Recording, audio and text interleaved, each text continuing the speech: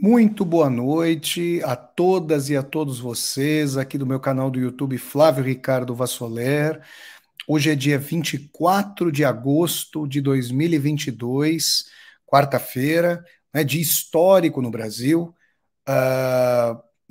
Em um 24 de agosto de 1954, o ex-presidente Getúlio Dornelles Vargas tirou sua própria vida e legou para a história brasileira aquele que talvez seja o documento político mais relevante, mais importante, a Carta Testamento, e saiu da vida para entrar na história. Assim escreveu Getúlio Dornelles Vargas, que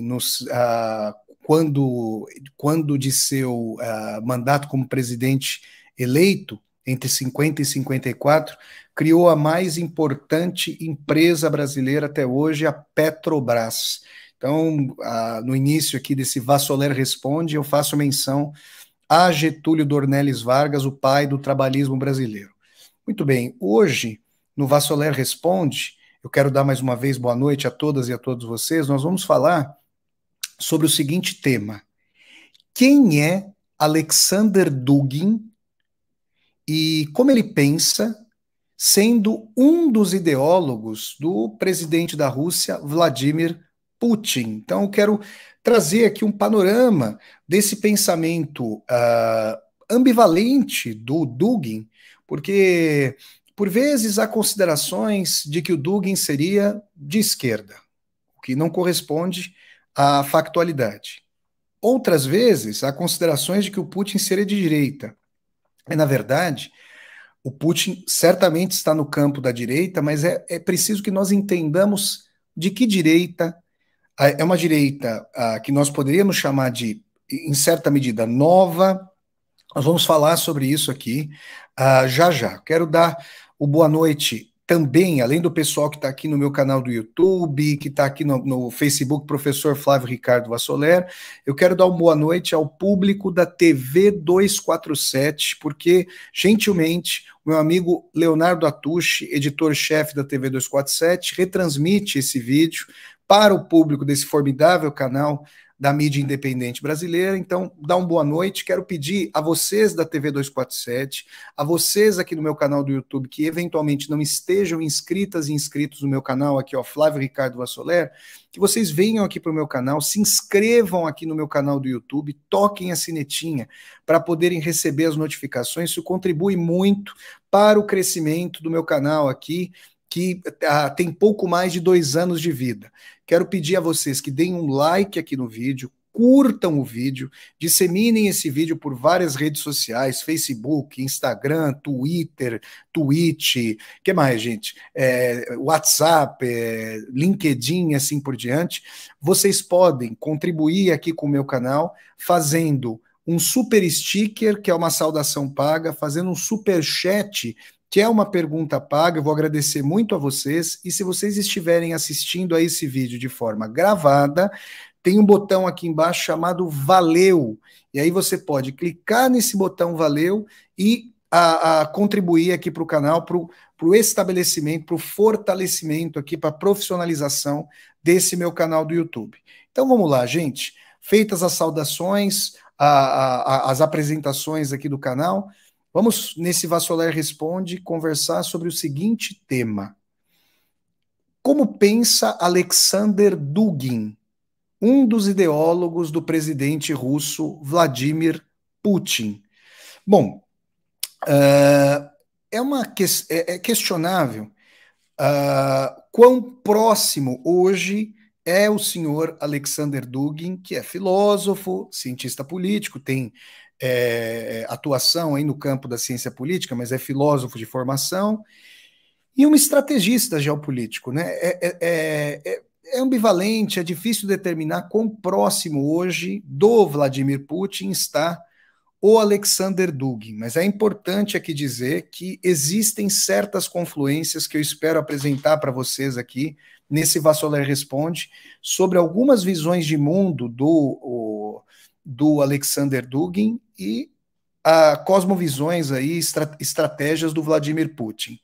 Então, para que nós situemos bem o Alexander Dugin em meio a correntes de pensamento da Rússia e do Ocidente, é importante falar aqui, fazer um recuo rápido para situar vocês em relação a duas correntes fundamentais do pensamento russo em termos históricos: os eslavófilos e os ocidentalistas. É claro que, entre mentes, há várias nuances ideológicas entre essas duas macrocorrentes, mas quem estuda a eslavística, né, os estudiosos e estudiosas da eslavística, reconhecem essas duas macrocorrentes como sendo fundamentais, como sendo norteadoras, como que pilastras do edifício intelectual do pensamento russo. Aliás, vocês podem, não é um livro de um russo, mas vocês podem buscar A History of Russian Thought,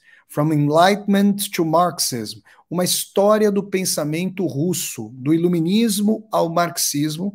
É um livro de um historiador polonês chamado Andrzej Walicki, tá? Uma história do pensamento russo que vai do iluminismo ao marxismo, do Andrzej Walicki, tá bom? Muito interessante esse livro. Ele vai situando essas correntes. Tem também um livro de ensaios do Isaiah Berlin, Pensadores Russos, outro muito importante que eu recomendo a vocês. Além desses dois livros, uma história cultural da Rússia, do historiador britânico, que é eslavista, Orlando Figet. Bom, são 3 referências aqui para vocês, tá bom? Vamos lá, gente. Os ocidentalistas, basicamente, e ali nós podemos remontar ao Tsar Pedro o Grande, como um rematado ocidentalista, se bem que, claro, tentando manter o poderio da Rússia, consideravam que a Rússia deveria seguir o exemplo do Ocidente, de suas ideias, de sua civilização, para estar altivamente no concerto das nações, mas altivamente segundo a sequência de modelos exteriores estrangeiros dos países ali ocidentais, tá? Isso aqui é muito importante. Os eslavófilos, em contrapartida, achavam que a Rússia era um país europeu, era um país asiático, na verdade um país eurasiano, com suas tradições próprias, com sua igreja nacional, a Igreja Ortodoxa Russa, derivada da cisão entre Igreja Católica do Ocidente e do Oriente, a Casa Nacional Ortodoxa, com as suas próprias estruturas que em pleno século, meados do século XIX, ainda começo do século XX, resguardavam estruturas feudais conjuminadas com capitalismo, estruturas nobiliárquicas, monárquicas, em conjuminação com moderna indústria, com uma estrutura política diversa, uma estrutura de credo diversa. Então, os eslavófilos achavam que a Rússia tinha um caminho próprio. Pedro o Grande, quando pensou na modernização estatal e, sobretudo, militar da Rússia, entreviu que se o país não tivesse tal tomada de posição, não conseguiria fazer frente às potências ocidentais, seria engolfado pelo Império Polonês ou, por exemplo, pelo Império Sueco, que à época do Tsar Pedro o Grande, fins do século XVIII ali, eram portentosos. Bom, a história foi mostrando que o fortalecimento militar na Rússia se mostrou. Claro, a gente está fazendo uma leitura em retrospectiva, mas a Rússia não sucumbiu diante da invasão das tropas francesas no início do século XIX ali, pouco menos de um século depois de Pedro o Grande. Então a gente começa a entender essas tomadas de posição. Pedro o Grande é o fundador da cidade de São Petersburgo, por isso ela tem esse nome, ali ao norte da Rússia, uma cidade belíssima, cidade que consagrou Fyodor Dostoiévski para o mundo literário russo e de todos os continentes, né? E Pedro o Grande transferiu a capital de Moscou para São Petersburgo, a capital do Império. Então, existe uma tensão na Rússia entre o coração do país, coração eslavófilo, que seria Moscou. Hoje, Moscou é uma cidade cosmopolita, uma cidade das finanças, uma cidade dos, vamos dizer assim, dos assim chamados oligarcas russos, assim como Londres tem seus oligarcas, assim como Nova York tem seus oligarcas, os endinheirados russos moram em Moscou, e São Petersburgo tem um apelido aí de janela aberta para a Europa, né? Uma cidade como se fosse a Veneza da Rússia, né? São várias as chamadas Venezas para além da Veneza original ali do Marco Polo, e São Petersburgo seria uma dessas Venezas, vamos dizer assim. Então, é importante apontar essas correntes para que nós entendamos que houve, por exemplo, o Lenin. O Lenin era um ocidentalista, né? A tradição do marxismo russo, em boa medida, era uma tradição ocidentalista.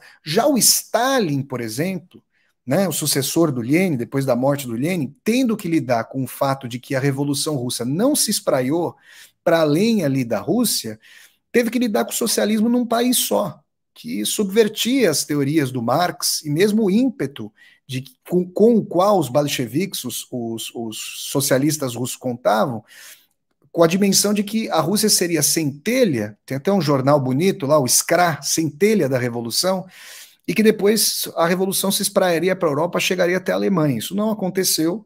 Houve uma revolução socialista na Alemanha no pós-Primeira Guerra, mas ela foi debelada pelas forças burguesas e os bolcheviques, depois de vencerem a sangrenta guerra civil que se estendeu por 4 anos, tiveram que lidar com o socialismo num só país. Então, o Stalin pode ser visto como alguém que teve que lidar com a construção ali do regime socialista num só país, num país atrasado. Então, combinou marcas de um nacionalismo russo com ímpeto aí modernizante que vem aí à tona do marxismo absorvido pela Rússia. Devo dizer a vocês que houve uma tradição chamada populismo no pensamento russo que pensava o marxismo de maneira agrária. Aí vocês vão falar, Flávio, mas isso é uma contradição nos termos. O marxismo é um pensamento urbano-industrial, um pensamento da luta de classes urbana, do proletariado, da força da indústria, da tecnologia. Pois é, mas havia pensamentos, e vocês vão ver como o pensamento do Dugin vai bebendo nessas várias correntes. Por isso que eu quero fazer uma caracterização polifônica do pensamento do senhor Alexander Dugin, do qual, já quero me posicionar aqui, eu discordo em boa medida.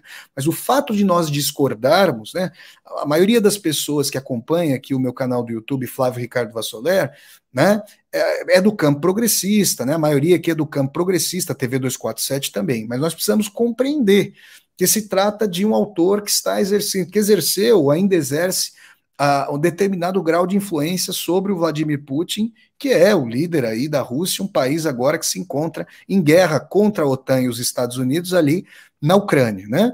Então, havia uma tendência de entender o marxismo na Rússia a partir da comuna coletiva da terra, do trabalho coletivo da terra, um trabalho cristianizado. E esse seria um germe de uma democracia socialista original na Rússia, do trabalho coletivo da terra, que já não haveria no Ocidente amplamente individualista, e que a Rússia e que propiciaria um retorno ao povo, daí a dimensão do populismo, para que a Rússia, com as suas próprias bases, criasse uma tradição socialista. Vocês percebem como é interessante esse amálgama de ideias, essa formulação? E é importante dizer também que, diferentemente de vastas tendências de classes dominantes do Brasil, que não se identificam com a população brasileira, com o povo brasileiro, né? Que na verdade aceitam, vastas tendências das classes dominantes brasileiras aceitam ser sócias minoritárias do capital mandatário do mundo. Aliás, boa parte das frações sequer desses mandatários já não moram, essas frações já não moram no Brasil, né? Exercem suas atividades econômicas passando pelo Brasil, mas já não moram no Brasil, né? Não tem uma coligação, não tem uma vinculação com o Brasil. Então, veriam o Brasil numa posição subalterna. O pensamento russo, a esquerda como a direita, historicamente, a despeito de haver, sim, correntes que consideram, não, a Rússia tem que seguir o exemplo ocidental no sentido mais lacaiesco, mas o pensamento russo é um pensamento de um país que se quer imperial, de um país que se quer forte, de um país que quer trazer para o mundo a sua voz e a sua visão. Isso foi importante tanto para o período czarista, que acabou em fevereiro de 1917, quanto, é claro, para a União Soviética. E no período de restabelecimento da Rússia como ator global, como global player, que é o período que coincide aí com o governo do Vladimir Putin, nós temos, sim, a Rússia se reinserindo a partir dessas categorias que eu diria fundem eslavofilia e ocidentalismo. Ou seja, a Rússia é produtora de tecnologia autóctone militar, mas também tem que lidar com a tecnologia de ponta ocidental e com instituições e com respostas a instituições ocidentais. Vocês podem ver, por exemplo, que o Vladimir Putin, ainda que nós possamos, bom, a gente pode questionar as eleições nos Estados Unidos, lembremos, por exemplo, a eleição questionável ali do George W. Bush, com os votos que houve no estado da Flórida, né? Mas, de qualquer maneira, ele ainda disputava eleições, com todos os questionamentos que possamos fazer, havia ainda um sistema eleitoral. Também podemos questionar se democracia se resume a processo eleitoral. Bom, no sentido da democracia liberal burguesa, sim, mas há muito mais muitas outras possibilidades e intensidades para aprofundar democracias. Mas, de qualquer maneira, o que vai acontecer agora com esse litígio radical da Rússia com o Ocidente, com um potencial de fechamento profundo do regime do Putin em relação ali à população, é algo para nós observarmos e observarmos com cuidado. De qualquer maneira, agora sim, com esse preâmbulo que eu fiz, a gente consegue entender como pensa o Alexander Dugin e em que medida o seu pensamento influencia ou influenciou o Vladimir Putin. O Alexander Dugin, filósofo, tem um livro sobre a quarta teoria política que, para ele, absorve elementos de teorias que ele considera superadas historicamente, mas renega também tais teorias, chegando àquilo que, para o Dugin, eslavofilamente, seria o coração do pensamento diferencial, do pensamento e da prática diferenciais da Rússia. Vocês podem ir até para ministrar essa aula, além de ler boa parte do livro ali, a quarta teoria do política do Dugin, eu fui ler alguns artigos do filósofo no site Nova Resistência, né? Vocês podem acessar. O Dugin fala português, fala espanhol, já esteve no Brasil, tem adeptos e adeptas aí no Brasil, e deixa eu colocar, deixa eu ver, o Quaraci Júnior fala assim: nós no Ocidente não entendemos o tamanho do pensamento russo. Muito obrigado ao Quaraci aí pelo super chat, muito obrigado pelo apoio, agradeço muito. Então, eu estou tentando aqui, aliás, não é a primeira vez, eu já ministrei uma aula aqui no meu canal do YouTube, Flávio Ricardo Vassoler, vocês podem encontrar na playlist Aulas ao Vivo com Vassoler, uma aula toda sobre o panorama do pensamento russo. Então, vocês podem ter acesso a essa aula e vocês podem acompanhar essas considerações que eu fiz. Aqui eu fiz um preâmbulo para chegar até o Dugin. Então, como existe, e também já falei sobre uma história, um panorama da russofobia, e aí a gente pode entender como é difícil entender a Rússia a partir dos seus próprios pressupostos por aqui, dado que existe uma histórica russofobia que antecede a Guerra Fria, mas que foi profundamente aí estimulada durante a Guerra Fria, nessa contraposição da União Soviética com os Estados Unidos. Muito bem. Isso colocado, nos artigos que estão publicados ali no site Nova Resistência, no seu livro Quarta Teoria Política, o Dugin vai denegar a matriz liberal. E, aliás, ele usa um conceito que poderia ser associado ao sociólogo Pierre Bourdieu para falar da força do liberalismo no mundo e, principalmente no Ocidente. Ele vai dizer que o liberalismo transformou o mundo, que a ascensão ali da burguesia como classe dominante no Ocidente, que o liberalismo transformou o mundo de maneira tão profunda e estrutural que nós sequer nos damos conta, diz o Dugin, no Ocidente, de que ele já se transformou nas lentes invisíveis com as quais nós observamos o mundo. Então, essa matriz de que o pensamento ocidental é eminentemente individualista, considera como cerne o indivíduo, para o Dugin é um erro fundamental, um desvio em relação ao pensamento de que, vejam só, então, negando o liberalismo, de que é não o indivíduo, mas uma coletividade, e mais, o etnos, uma coletividade de um povo, de uma identidade. E nesse caso, olhem só, nega o liberalismo, nega o fascismo nacionalista. Vejam, seria até um pleonasmo dizer, mas eu vou explicar por quê. Porque ele nega o nazifascismo, o senhor Alexander Dugin, porque ele nega a dimensão do racismo odiento, segundo suas colocações, nega ali essa dimensão de vinculação de um ódio com relação a determinado povo, como havia no horror do nazismo contra os judeus, só que o Dugin considera que essa dimensão do Volk, que essa dimensão do povo, é fundamental para entender a identidade coletiva que chega até os indivíduos. Então, para o Dugin, a primazia é não em relação aos indivíduos, mas em relação a um povo. E contra uma teoria nacionalista que ele considera vinculada ao Estado-nação, o Dugin vai falar de um espaço eurasiano. Então, existe aí uma superação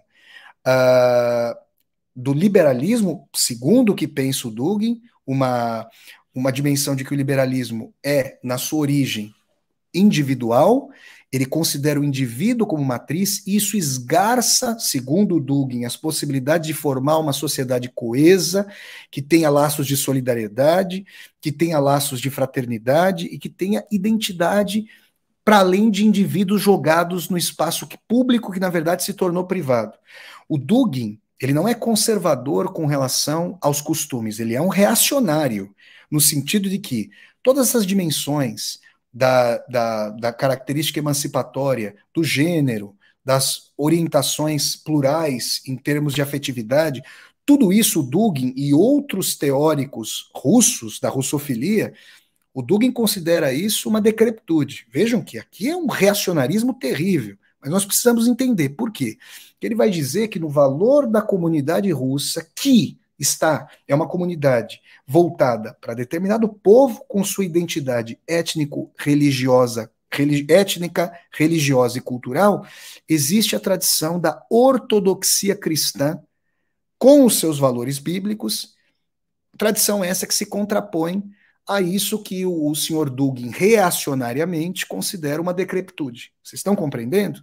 Então, na base do pensamento do Dugin há um anti-individualismo, uma dimensão de que o todo tem primazia sobre as partes, há uma dimensão de uma identidade popular, de povo, com a sua cultura, religião e tradições.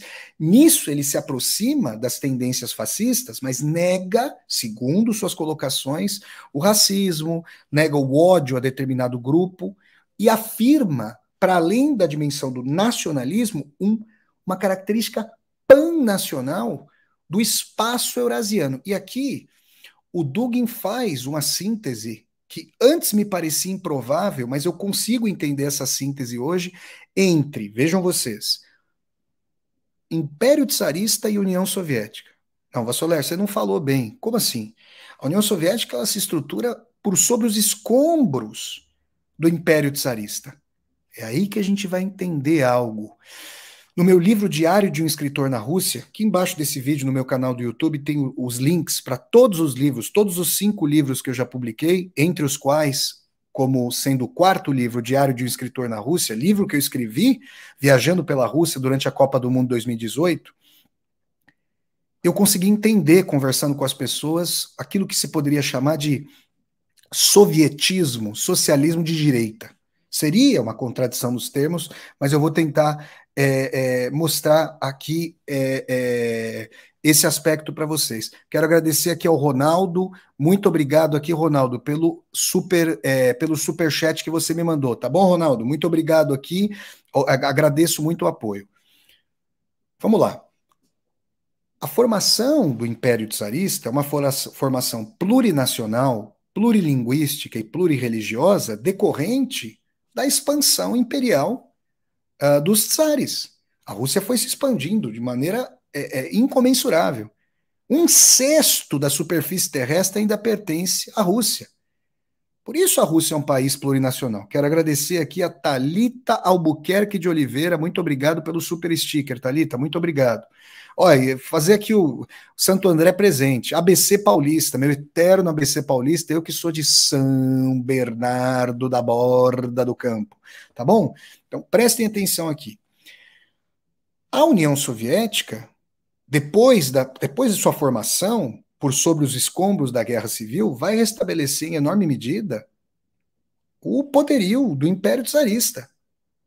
E depois da Segunda Guerra, vai ter seus estados satélites ali no leste europeu. Então, o Dugin não lamenta, vejam vocês, não lamenta propriamente o fim do socialismo, inclusive porque ele se contrapunha à União Soviética por causa do ateísmo de Estado. Só que quando ele vê na década de 90 o liberalismo franqueando, né, graçando na Rússia, venda de patrimônio público, o Boris Yeltsin, que era coligado lá, se ajoelhou diante dos Estados Unidos, a destruição de um país, saqueamento, o estabelecimento dessa república oligárquica russa atual, ele dá a dimensão de que a União Soviética tinha um papel de por detrás da ideologia do socialismo, franquear a grande Rússia.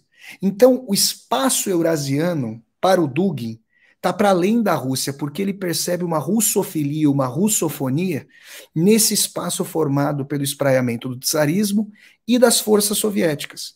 Restaria perguntar ao senhor Dugin se os turcomenos, se os tajiques, se os uzbeques, se os georgianos, se os ucranianos querem fazer parte desse espaço eurasiano. Essa é uma questão fundamental. O senhor Dugin, numa entrevista para a Folha de São Paulo, assim como o senhor Vladimir Putin, antes do início daquilo que os russos chamam, quer dizer, os russos do Estado chamam de operação militar especial, ou seja, a invasão da Ucrânia, o senhor Dugin, reverberando palavras do Vladimir Putin, aliás, o senhor Putin, reverberando pensamentos do Alexander Dugin, chegou a dizer que a Ucrânia é uma criação como Estado-nação dos bolcheviques, que nunca existiu como Estado independente. Isso, em termos de desenho institucional, é verdade. Agora, eles teriam que explicar por que a língua ucraniana existe desde o século XI, por que existem poetas nacionais, por que existe uma tradição ucraniana que é, obviamente, uma tradição em diálogo com a tradição russa, porque a época do Tsar, o estudo da cultura ucraniana era sufocado, ou seja, existem colocações fortemente autoritárias. E aí vocês poderiam me perguntar o seguinte, por que então, nós aqui do campo progressista, poderíamos pensar, vamos pensar conjuntamente aqui, por que certos setores do campo progressista veem tanto Vladimir Putin quanto o Alexander Dugin como associados aí a um determinado campo progressista, a um determinado campo emancipatório. Por quê? A Rússia faz uma luta multipolar para a formação de um mundo multipolar em contraposição à hegemonia dos Estados Unidos. Então, porque nós da América Latina, porque nós latino-americanos e americanas, né, sofremos com o terrível e golpista e ingerente imperialismo dos Estados Unidos, nós vemos com simpatia uma tomada de posição sino-russa, né, no caso, que faz frente ao imperialismo que, desde o colapso da União Soviética, é unívoco, de uma voz só dos Estados Unidos. Agora, se nós considerarmos não apenas essa variável, mas olharmos para o senhor Alexander Dugin, a gente vai ver que esse pan-eurasianismo, no caso da Rússia, tem uma propensão imperialista. Perguntemos aos povos do Cáucaso se eles efetivamente gostariam de fazer parte da Rússia. Aí as pessoas poderiam dizer, ah, Vassoler, mas isso aí pode dar vazão às assim chamadas revoluções coloridas patrocinadas pelos Estados Unidos, na Geórgia, na Ucrânia, a tentativa no Cazaquistão. Bom, então, isso é fato. A gente não pode falar de autodeterminação no vácuo. As propensões acontecem na história e por mais que nós tenhamos bastante contraposição em relação à OTAN e aos Estados Unidos, é importante que nós pensemos o seguinte: a Ucrânia recorreria a quem? Eu não estou justificando e legitimando esse posicionamento. Eu quero entender. A Ucrânia recorreria a quem em face da Rússia? Né? Porque a nacionalidade e o nacionalismo ucraniano têm o direito de existir. Agora as pessoas podem falar, mas todo o Alexander Dugin e o Putin associam as forças armadas ucranianas como um todo ao ucronazismo. Em parte, em determinados setores, eu já falei também sobre isso aqui em aulas com Vassoler sobre o conflito, já foram 18 aulas, eu já falei, vocês podem assistir aqui no meu canal, eu já falei sobre esses fatores. Em determinados setores, Batalhão Azov e assim por diante, existem sim setores que descendem do Stepan Bandera, um proprietário de terras, antissemita, antissoviético por excelência, anti-stalinista. Se informem sobre Galadomor, sobre o horror que o stalinismo fez na Ucrânia com as coletivizações forçadas, com o fuzilamento de milhões de ucranianos e a condenação de milhões e milhões de ucranianos, algo em torno de 5 milhões de pessoas, à inanição, por causa da política de coletivização forçada. Isso é uma cicatriz purulenta, aliás, isso é uma ferida purulenta entre os ucranianos. Agora, existem setores mais ocidentais na Ucrânia com menos identificação com a eslavofilia do que as partes mais a leste. Então, essa é uma tensão. Houve, pra vocês terem uma ideia, esses ucronazes, durante a Segunda Guerra Mundial, se vocês assistirem ao documentário Shoah, sobre o Holocausto do Claude Lanzmann, vários sobreviventes do campo de concentração de Auschwitz dão relatos de que os guardas utilizados, vejam, ali a região sul e leste da Polônia está muito perto da Ucrânia. E eram utilizados guardas, capos ucranianos para dar cabo desses seres humanos inocentes aprisionados para a morte nesses campos de extermínio nazistas. Vocês estão percebendo? Então, é uma questão que, quando a gente conhece essa figuração histórica, ela tem apelo popular na Rússia, por quê? Porque os russos, a União Soviética, mas os russos perderam, os soviéticos perderam 27 milhões de vidas naquilo que eles chamam, a partir do Stalin, de Grande Guerra Patriótica. Vejam como Stalin fundiu aí aspectos de um nacionalismo, o que era uma contradição, a princípio, com o internacionalismo do marxismo, mas para galvanizar apoio da população a um regime que era incipiente, recém-nascido, então, o regime soviético. Então, 27 milhões de pessoas. Então, isso tem apelo. Falar para a população que os ucranianos são fascistas, isso é verdade só numa fração das Forças Armadas. Vocês acham mesmo? Dá para falar que a população brasileira como um todo é fascista? É claro que não.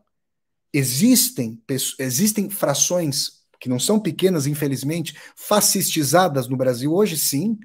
Mas o Brasil como um todo é fascista? De maneira nenhuma. Assim como não na Ucrânia. Então tenhamos essa visão. E aí eu quero contar uma coisa para vocês além disso. Quando acaba a União Soviética e quando o senhor Alexander Dugin percebe a balbúrdia do liberalismo que chega à Rússia, que é venda de patrimônio público, máfia corroendo as estruturas de Estado, desigualdade radical, desagregação da sociedade, uma tragédia. O Alexander Dugin, junto com Eduard Limonov, né, um grande escritor russo, leiam aí, tem um livro, Limonov, que é do Emmanuel Carrère, um escritor francês. Leiam, e leiam os livros do Limonov também, para vocês verem. Eles são fundadores do Partido Nacional Bolchevique. Olhem esse nome. Se vocês trocarem bolchevique por nacional socialista, vocês se lembram de algum outro partido que tinha esse nome? Pois é. O partido nazista se chamava Nacional Socialista dos Trabalhadores Alemães. E se a gente pensar, vejam, eu já falei várias vezes sobre o Stalin aqui no meu canal. E eu quero dizer para vocês aqui, ainda vou fazer um vídeo para falar por que eu trago essa dimensão de Stalin ser um fascista de esquerda. Calma, eu vou fazer um vídeo ainda sobre isso, mas vamos ser bem precisos e cirúrgicos nesse vídeo aqui. Se nós, o socialismo como sistema, como ideal de mundo, não tem nada, obviamente, a ver com o nazismo. Aliás, esse é o antípoda. Mas no caso da estrutura de Estado do stalinismo, no caso do encampamento da sociedade, da asfixia da sociedade civil pela polícia de Estado, pela censura, prisões, tortura, deportação, julgamentos farsescos, é nesse sentido de estrutura policial de Estado e de campos de concentração que stalinismo e nazifascismo se parecem. É nesse preciso sentido que eu faço o cotejo. E aí, quando a gente pensa na força da União Soviética, sobretudo depois da heróica vitória contra os nazifascistas na Segunda Guerra, quando a gente pensa no espaço eurasiano que havia sob o punho de Stalin ao fim da Segunda Guerra, a gente começa a entender que no imaginário de Alexander Dugin e de Vladimir Putin, essa possibilidade de uma grande Rússia seria uma conciliação entre czarismo e União Soviética, não no sentido do regime socialista, mas no sentido de manter um espaço pluriétnico, plurinacional, com a dominação da Rússia, conciliando séculos XIX, aliás, até os séculos anteriores, mas XIX e XX, com a Rússia sendo um grande império com seus próprios valores, com a sua própria civilização, com os seus próprios ditames. Por isso, o senhor Alexander Dugin questiona aquilo que ele chama de globalismo, que é, por exemplo, a instituição da Organização das Nações Unidas. Por que ele faz isso? Porque ele considera que, e nisso ele não está errado, que, olha só, olha como está faltando uma ONU isenta nesse momento. Olha como está faltando. Por que a ONU, o embaixador russo, o diplomata russo lá nas Nações Unidas, foi lá falar, venham lá. Olha, nem precisa ter delegação física efetiva lá na planta de Zaporizhia, né? Os russos estão alegando que não tem força militar por lá. Os russos já estão dominando a região. Quem que está bombardeando? Os russos alegam que são os ucranianos. Gente, os Estados Unidos já mapearam o mundo via satélite. Tirem as fotos lá. Por que agora não colocam com a grande mídia ocidental as fotos da planta de Zaporizhia para mostrar se os russos estão falando a verdade ou não? Isso seria constatável. E a ONU, que papel tem nisso? A gente vê... Em 2003, com a invasão imperialista do Iraque pelos Estados Unidos, qual foi o papel ou o papelão da ONU?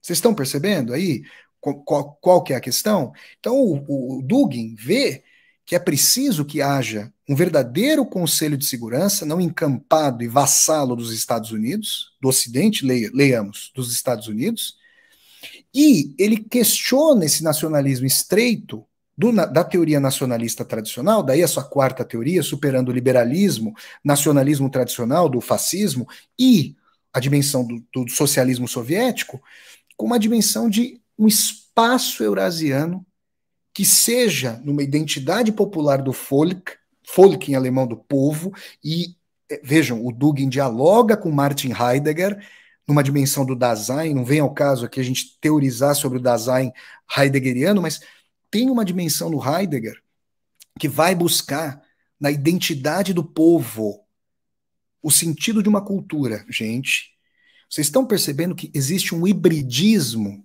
que o socialismo de direita, que seria uma contradição nos termos, mas que eu encontrei nessa viagem. Deixa eu contar para vocês. Em frente ao bunker que seria do Stalin, na cidade de, fugindo o nome agora, de Samara, à beira do rio Volga, salvo engano, lá mais para o sul da Rússia. Eu estive lá em Samara, que se chamava Kuibychev, durante a União Soviética. Em frente ao bunker que seria do Stalin, se o Stalin tivesse saído de Moscou, ao fim e ao cabo o Stalin não saiu de Moscou e resistiu ali junto com a população e as forças armadas contra a invasão nazista, Eu conversei com uma série de pessoas ali, russas, que me disseram o seguinte: nós não temos saudade do socialismo soviético. Foram russos e russas que me disseram isso, tá? Tá lá no Diário de um Escritor na Rússia. Leia o meu livro. Nós não temos saudade do socialismo soviético. Mas por que perder tanto território do país? Por que fraturar o país dessa forma? Agora ninguém respeita a gente. Agora a gente é carta fora do baralho. E a gente gosta do Putin por causa disso. Porque agora a Rússia está de pé, não está de joelhos. Agora não vão humilhar a gente. Como os Estados Unidos e a OTAN humilharam, mandando bombardeio contra Belgrado. Belgrado, capital da Sérvia, diziam eles para mim. A Sérvia é um país cristão ortodoxo, como as tradições da Rússia. Vocês estão percebendo, gente? Então, quando se olha para o Vladimir Putin, parte da esquerda, porque ele foi agente do KGB, tá? Parte da esquerda fala, não, ele foi um agente soviético. Gente, se você é uma pessoa que está num regime ali, cujas possibilidades de ascensão estavam reservadas para membros do partido e membros da Polícia de Estado, e você é um camarada ambicioso, o que você faz? No caso dele, ele entrou para o KGB, que tinha um poder avassalador e autoritaríssimo contra a sociedade soviética. Ele, segundo o que ele diz, ele sempre foi cristão ortodoxo. Tinha que esconder isso. Senão, ó, cortavam as asinhas dele no estado ateu ali rapidinho. Então hoje eu consigo entender. O Putin já disse, aí as pessoas, eu coloquei até como epígrafe do Diário do Escritor na Rússia, que o Putin, em 2005, falando para a Duma, falando para jornalistas, falou assim, quem defende, olha só o que ele falou, prestem atenção, quem defende o retorno da União Soviética não tem cérebro, mas quem não sente saudade da União Soviética não tem coração. Parece que tem certo campo da esquerda no Brasil e em outras partes do mundo, esses campos só querem ouvir a segunda parte do que o Putin disse. Que o Putin não é favorável ao socialismo soviético. Quando um jornalista lhe perguntou se a União Soviética poderia ser restabelecida, o defensor de oligarcas, Vladimir Putin, como o sistema plutocrático e oligárquico dos Estados Unidos, disse assim, quem vai pagar a conta? A gente poderia falar, né? Ué, paguem esses bilhardários da Rússia, paguem a conta? Não. Entendeu? Muito obrigado aqui a minha querida Márcia de Souza Lino pelo super sticker, tá bom? Muito obrigado, querida. Então, para o Putin e para o Dugin, União Soviética é algo que é como decorrência imperial do Império Tsarista. Por isso eu vi, por isso, agora eu entendo. Eu quero falar isso para vocês como estudioso da literatura russa, da história russa, da cultura russa, e da Rусский язык, da língua russa. Eu quero dizer o seguinte, agora eu entendo por que eu vi tanta estátua do Lenin do lado de estátua do Tsar. Quando eu morei em Moscou, entre os anos de 2008 e 2009, eu não via estátuas dos czares ainda. Agora a história russa está sendo reconfigurada pelo Estado, e é isso que vai para os livros didáticos da criançada, dos adolescentes nas escolas russas, para dizer o seguinte, temos que acabar com a guerra fratricida entre os tsaristas e os vermelhos na história do nosso país. Temos que reconciliar a Rússia em prol de um inimigo externo, os Estados Unidos, o Ocidente. Vocês estão entendendo? E aí eles galvanizam essa dimensão de uma racia. Eu já passei um aniversário da Rússia, um aniversário de Moscou na Praça Vermelha, e eu ouvi as pessoas gritando racia, racia, Rússia, Rússia. Vocês estão entendendo? Aí é que está a questão. Então você pode ter o símbolo soviético da foice e do martelo sem socialismo. Porque o símbolo soviético com o nacionalismo, nacional bolchevique, olha o partido do Dugin, é o símbolo da grandiosidade da grande Rússia sem socialismo. Vocês estão percebendo? Então, esse é, em essência, que eu estou fazendo um panorama. Eu poderia, obviamente, destacar vários e vários pontos, mas esse é, em essência, o pensamento do Alexander Dugin. E aí existem correntes, por exemplo, no Brasil, que pensam o Brasil de forma nacionalista. Olha, gente, o Ernesto Geisel, né, o penúltimo presidente da ditadura brasileira, era um nacionalista de direita, né, criador de estatais, do fortalecimento do Estado brasileiro, inclusive por isso os Estados Unidos e parte significativa da burguesia brasileira, por isso que eles começaram a abandonar o barco da ditadura. quando se tentou fazer, mesmo com profunda e odienta concentração de renda no Brasil, uma guinada de um Estado Nacional Desenvolvimentista brasileiro. Vocês estão percebendo? Aí a ditadura começou a não ser interessante para a burguesia nacional e internacional. Aí a gente começa a entender, mas isso é emancipatório? Qual que é a questão? Nós precisamos pensar isso. Nós precisamos pensar, porque o Brasil nunca foi um império, a Rússia sim, sempre foi, continua sendo. O Brasil não. Perguntemos ali para a população do Cáucaso, que é muçulmana, se vastas populações gostariam de permanecer na Rússia. Eles vão pedir ajuda de quem? Dos Estados Unidos? Olha, gente, idealmente, eu apoiaria várias causas de povos se autodeterminando nas suas regiões que tivessem essa possibilidade de autodeterminação. Só que a gente está no mundo aí eivado pelo imperialismo dos Estados Unidos e outros países agora querem multipolaridade com o que nós concordamos, né? O público aqui do canal da TV 247 e do meu canal do YouTube, nós concordamos em enorme medida com a multipolaridade, mas é preciso saber o que vai acontecer com essa Eurásia. Se o mundo, nós obviamente queremos um futuro não pós-hecatombe nuclear, pelo amor de Deus, mas o que vai significar esse pan-eslavismo, essa Eurásia com dominação russa depois? Então, vocês percebem como esse espaço pós-soviético, espaço eurasiano, é muito putinista e duguinista. Então agora, se vocês forem, uma vez perguntaram para o Putin falando sobre a diferença essencial entre Estados Unidos e Rússia, ele praticamente está citando o Alexander Dugin. A diferença que os Estados Unidos têm na sua matriz, o indivíduo, o cerne do indivíduo, e nós temos a coletividade. Eu tenho amigos e amigas na Rússia, eu não posso falar o nome, mas um desses amigos contraiu Covid, tá? Ele não pôde escolher onde ele ia ficar. Um agente lá, sanitário, policial, falou: você não tem escolha, vem e vai ser internado e acabou. Vocês estão entendendo? Qual é a medida ocidental? Uma infração. Gente, a gente precisa perceber esse matiz. Muito obrigado aqui. Obrigado, Júlio, pela pergunta. Tá? Pessoal, eu quero dizer para vocês o seguinte, tá? Que eu respeito todas as pessoas que pensam em diálogo com Alexander Dugin. Vejam, eu estou mostrando a minha discordância em relação ao Alexander Dugin, estou mostrando os pontos, a gente está tentando entender isso. Então, se existem pessoas no Brasil que estão pensando em correlação com Alexander Dugin, então eu vou pedir para que todas e todos vocês, falo isso com o maior respeito, que vocês façam as interpelações ali. A minha posição eu estou colocando, né? Então eu estou colocando aqui para vocês, muito obrigado ao Júlio e a todas e a todos vocês. Então, deixa eu pensar aqui sobre esse negócio. E, Júlio, não é só ultranacionalista, é pan-nacionalista. Porque não se trata de fortalecimento imanente. Países que sofrem historicamente imperialismo se pensam em resguardo das suas fronteiras. Países historicamente imperialistas têm propensão de irradiação. Estados Unidos, Rússia, Inglaterra, Alemanha, França, vocês estão pensando, Holanda, Espanha, Portugal, estão percebendo? Tá aí, gente.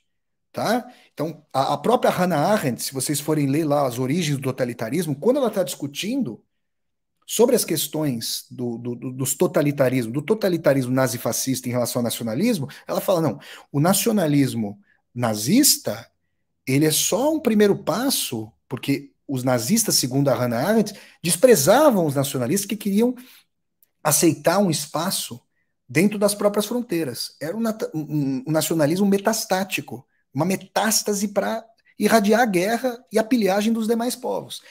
Estou dizendo que eu gostaria de ouvir os uzbeques, os tajiques, os turcomenos, os georgianos, os ucranianos, para saber se eles queriam, na sua maioria, permanecer na União Soviética. Eu queria ouvir todos esses povos, porque eles fizeram historicamente parte do espaço eurasiano, do espaço tsarista, e a Geórgia e a Ucrânia sofreram barbaridade com relação à dominação tsarista. Tá? Então, assim, o que eu tentei fazer aqui com vocês, o que eu estou ainda tentando, né? Aqui, ó, o Jackson faz uma colocação interessante. Muito obrigado, Jackson. Mas é um paradoxo para uma visão progressista, uma saia justa, não? Jackson, sua pergunta é boa. Depende.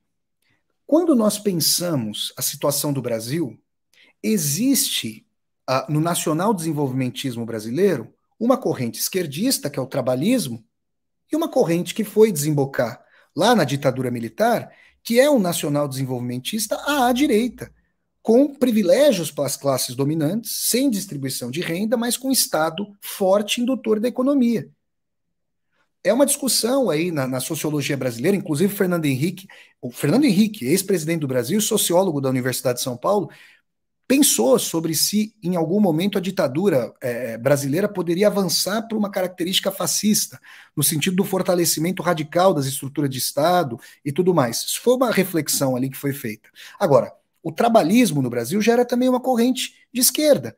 Então, quando nós pensamos nisso, na situação do Brasil, o pensamento de um Brasil soberano, ele dialoga, vejam vocês, abramos a mente e olhemos para as afinidades eletivas, saiamos de caixas, né? Porque gente, o pensamento atual, ou muitas vezes o antipensamento atual, dogmático, estanque, não quer ver as afinidades eletivas que pode haver. Olha, a situação da Rússia em face dos Estados Unidos gera solidariedade por parte de grupos anti-imperialistas e também por parte de grupos nacionalistas no Brasil.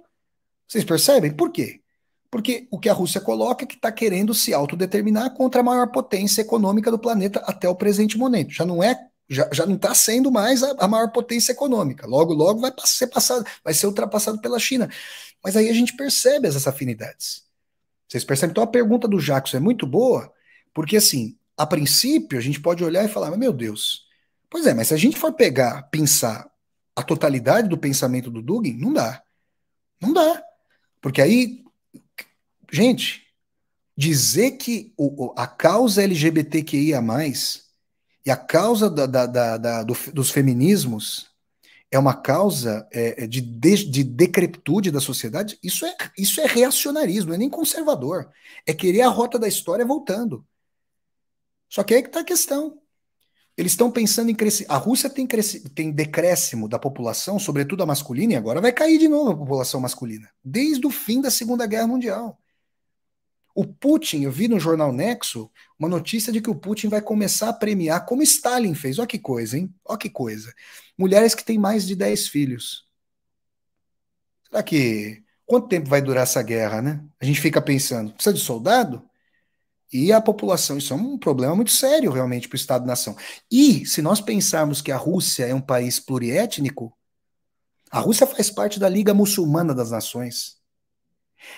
A taxa de fecundidade na Rússia muçulmana é maior do que a taxa de fecundidade na Rússia ortodoxa. O que pode acontecer se a população muçulmana no Cáucaso ali começar a se avolumar para além da população russa? Secessão do país. Isso é um temor de eslavófilos como o Putin e o Dugin. Estão percebendo, gente? Então,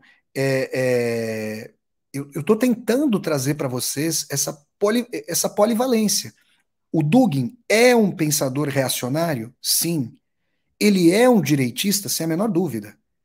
Só que entendamos, algumas correntes progressistas se aproximam do Dugin no sentido da autodeterminação nacional, que é o caso do Brasil. A autodeterminação nacional, no caso russo, é muito distinta do Brasil, porque a Rússia ela foi formada imperialmente, com o espraiamento para povos de língua, de etnia, de religião, de cultura diversos. O Brasil foi um país colonizado. A Rússia foi um país que sofreu colonização, os tártaro-mongóis, depois se autodeterminou e colonizou outros povos, em direção ao leste da Sibéria e em relação ao Cáucaso. Leiam Hadi Murat, do Tolstói. Vocês vão entender aí as disputas. Eu já escrevi, inclusive, uma resenha, uma crítica literária, na época, para o Caderno Aliás, do Estadão, e já fiz leitura de Vassolera aqui no meu canal sobre Hadi Murat, tá bom? Então, Eu trago para você, deixa eu ver aqui, tem uma pergunta aqui do Júlio César. Mas, Soler, o preconceito contra a causa LGBTQIA+, e outros sectarismos, eu diria outros reacionarismos, não são a ferramenta para atrair membros dogmáticos para exercer esse imperialismo cegamente? Júlio, eu estou tentando mostrar a você esse ponto, né? Quer dizer, uh, existem pessoas que dizem que a causa LGBTQIA+, e que causas feministas podem ser diversionismos em relação às questões de disputa econômica, disputa de território nacional. Vamos pegar os dados de feminicídio e de morte de pessoas que têm orientação afetiva diversa para a gente ver se isso não é um horror, se isso não é uma verdadeira tragédia. Eu morei ali em Moscou. E ali eu via, veja, quando se falava, vejam só, a imprensa sufocava. Quando as pessoas falavam que poderia haver algum tipo de parada do orgulho LGBTQIA+, a polícia saía dando cacetada. E qual que era a discussão? Qual que era a colocação? E sempre, hein? Isso está muito forte. Desde 2008, era o Medvedev na época, o Putin que mandava, na verdade, mas até agora. Ah, isso aí é agente ocidental para quebrar os valores russos. O que essa oligarquia não quer é que a transformação que existe entre os povos grace. Vocês estão entendendo? Porque, de fato, o que interessa para os Estados Unidos, nós já discutimos aqui no meu canal do YouTube, é que a Rússia se desmembre como país. E os Estados Unidos, como é que se formaram como país? Vamos perguntar para os povos originários, os indígenas estadunidenses, se eles não foram mortos, assassinados, massacrados, genocidados. Vamos perguntar para os territórios mexicanos que foram roubados, pilhados pelos Estados Unidos, para até que chegaram à costa oeste do país. Vocês estão entendendo as similaridades? Muitas vezes, com todas as diferenças que há, com todas as diferenças, são muitas entre Estados Unidos e Rússia, são dois países imperiais. São dois países imperiais. Né? E agora os Estados Unidos colocaram, né, jogaram a China no colo da Rússia, a Rússia no colo da China, com todos os problemas que houve, as tensões que houve entre China e a antiga União Soviética durante o século XX. E com os problemas, houve até conflito em regiões de fronteira na época do Khrushchev, ali que tinha o Mao Tse Tung ainda. Então, estou tentando. Ó, o Nicolas coloca aqui: o Dugin é crítico do nacionalismo. Exato, Nicolas, nesse sentido. Porque, para ele, nacionalismo é tacanho, é menor, tá adstrito ao Estado-nação. Ele é crítico a um realismo nas relações internacionais que vem do fim da Guerra dos 30 Anos com o estabelecimento da Convenção de Westfália, de que o Estado-nação seria o organismo maior. Para ele, é um Estado pan-nacional. O que significa isso? Mais uma vez eu pergunto para os tajiques, para os turcomenos, para os tchetchenos, para os daguestanes, para os georgianos e para a Ucrânia. Significa subordinação à Eurásia? Isso é imperialismo. A gente vai trocar o imperialismo por outro? Leiam a entrevista que o senhor Alexander Dugin deu para a Folha de São Paulo em 2014, na época da anexação da Crimeia pela Rússia. Ele disse: a Crimeia é só o começo. Vocês estão ouvindo? Eu espero que a gente compreenda isso, tá? Que a gente compreenda. O fato de nós entendermos o imperialismo, vamos tentar sair das dicotomias, vamos tentar sair das discussões estanques. O fato de nós entendermos que os Estados Unidos e a OTAN são uma aliança belicista, imperialista, expansionista, não nos deve fazer esquecer que o senhor Dugin, que em boa medida influenciou o Vladimir Putin, parece que hoje ele não está mais próximo do entourage. Mas se eu tivesse acesso ao Russia Today, ao Rossiya Sivodnia, ao portal, eu poderia ler o Sergei Karaganov, que é um teórico lá do Russia Today que tinha várias aproximações com o Alexander Dugin. Tá? Existem outros autores ali. Então que a gente entenda que o senhor Vladimir Putin é um direitista. A Rússia requer hoje, para ter acesso à saúde, sistema privado. Várias pessoas estão alijadas de tratamento. A desigualdade social é profundíssima na Rússia. Então, que nós entendamos esse aspecto. As questões LGBTQIA+, das causas feministas, são interpretadas como decrepitude ocidental. Então, esse tipo de sociedade São esses tipos de ideias e valores que nós defendemos? Certamente eu não defendo isso, imagino que a maioria de vocês não defenda também. Então, que nós entendamos. Se o nacionalismo é rechaçado pelo Dugin, o pan-eslavismo, que é o nacionalismo do maior contra outros povos, que são tidos como pertencentes ao espaço eurasiano, esses povos vão ser ouvidos? Aí é que está a questão. Por isso que, inclusive, o Putin criticou o Lenin. Por que ele criticou o Lenin? Porque o Lenin, ali, segundo a interpretação do Putin, na sanha de manter o poder, o Lenin não queria que determinados povos de países como a Ucrânia, de determinadas nacionalidades, como a ucraniana, a georgiana, se voltassem contra os bolcheviques na guerra civil.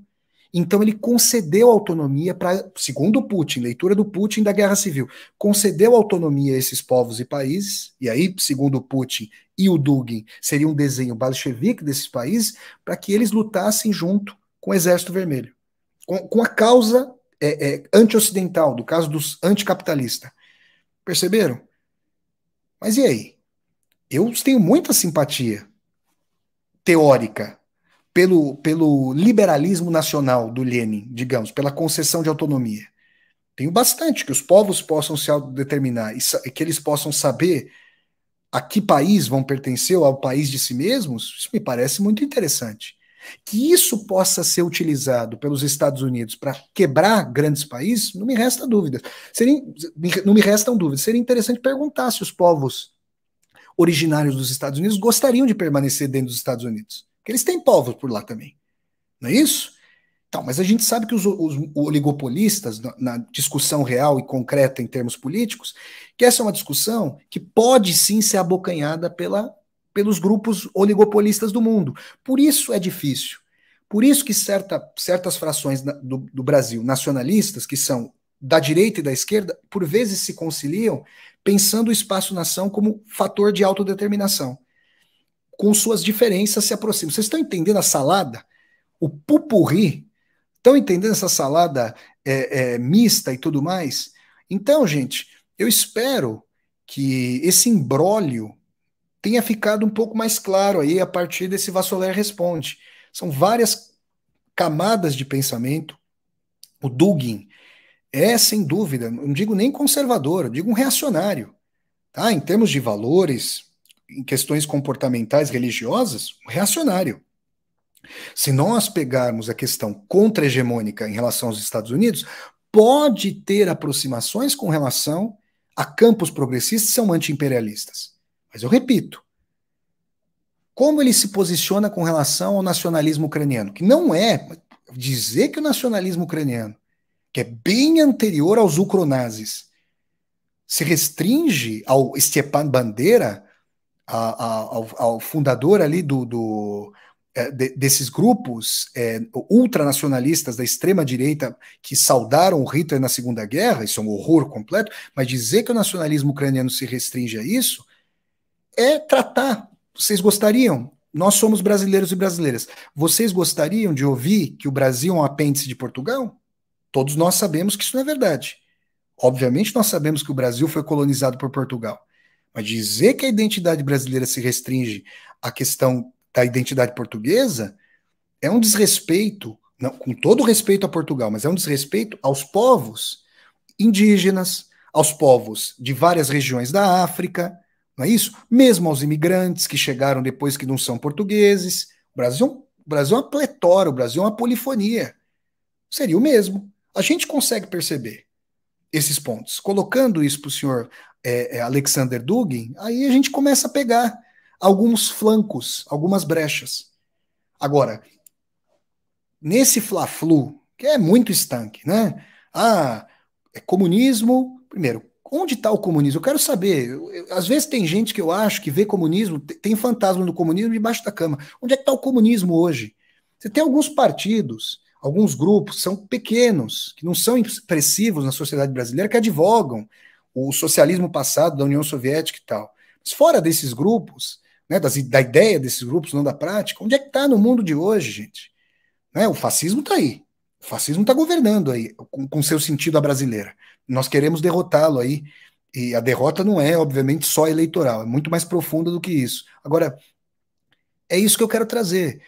Por que que é difícil, muitas vezes, entender o Vladimir Putin ou o Alexander Dugin? Porque eles envolvem uma amálgama de ideias.